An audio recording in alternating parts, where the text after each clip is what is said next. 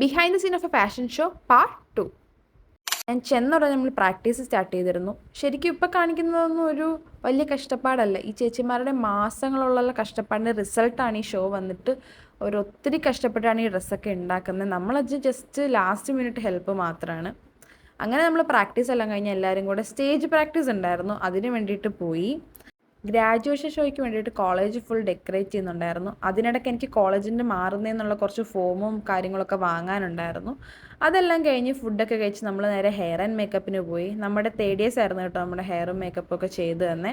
അങ്ങനെ ഡ്രസ്സെല്ലാം ഇട്ടിട്ട് നമ്മൾ നേരെ ബാക്ക് സ്റ്റേജിലേക്ക് പോയി. അവിടെ ആണെങ്കിൽ തിക്കും തിരക്കും ബഹളവും എക്സൈറ്റ്മെൻറ്റും കുറേ ഇമോഷൻസ് ഉണ്ടായിരുന്നു.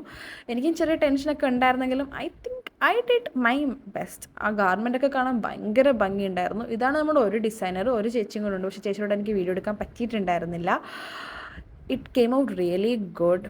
അങ്ങനെ ഷോ ഒക്കെ കഴിഞ്ഞപ്പോഴേക്കും എനിക്ക് ഒരാളുടെ ഹെൽപ്പോട് കൂടിയേ നടക്കാൻ പറ്റുന്നുണ്ടായിരുന്നുള്ളൂ. നല്ല വെയിറ്റ് ഉണ്ട് ഗാർമെൻറ്റിനൊക്കെ. പിന്നെ എല്ലാവരും കാണാൻ നല്ല ഭംഗിയുണ്ടായിരുന്നു. എനിക്ക് ഭയങ്കര എനർജി ആയിരുന്നു, എന്തോ തളർന്നിട്ടുണ്ടായിരുന്നില്ല. പിന്നെ ഞാൻ ഒഫീഷ്യലി എൻ്റെ റൂമൊക്കെ വെക്കേറ്റ് ചെയ്തു. ഫുൾ ലൈറ്റൊക്കെ ഓഫ് ചെയ്ത് റൂം ലോക്ക് ചെയ്ത് ഇറങ്ങി.